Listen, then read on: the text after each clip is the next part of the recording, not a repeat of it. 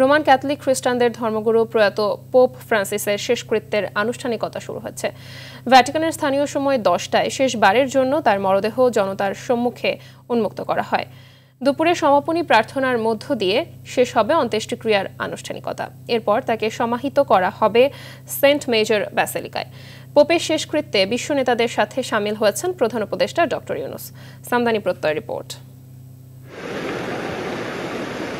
কানায় কানায় পূর্ণ ভ্যাটিকানের Saint Peter's Square. Saint Peter's ব্যাসিলিকার সামনে জড়ো হয়েছে লাখো জনতা। অশ্রুসিক্ত নয়নে শেষ শ্রদ্ধা জানাচ্ছে ক্যাথলিক চার্চকে বদলে দেয়া সাদামাটা পোপ ফ্রান্সিসকে। জনসমুদ্রে মিশে গেছে সকল ধর্মবর্ণের ভেদাভেদ।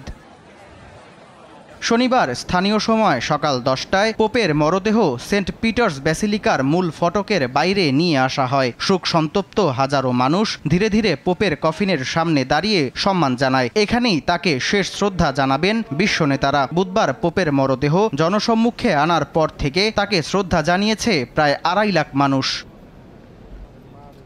এদিকে পোপ ফ্রান্সিসের প্রতি শেষ শ্রদ্ধা জানাতে ভ্যাটিকানে পৌঁছেছেন ডোনাল্ড ট্রাম্প, ব্রিটিশ রাজা চার্লস, ইউক্রেনের প্রেসিডেন্ট জেলেনস্কি, ফ্রান্সের প্রেসিডেন্ট ইমানুয়েল ম্যাক্রো সহ প্রায় 150 দেশের রাষ্ট্রীয় প্রতিনিধিরা। বিশ্ব নেতাদের সঙ্গে পোপের প্রতি শেষ শ্রদ্ধা জানাবেন প্রধান উপদেষ্টা ডক্টর ইউনুস।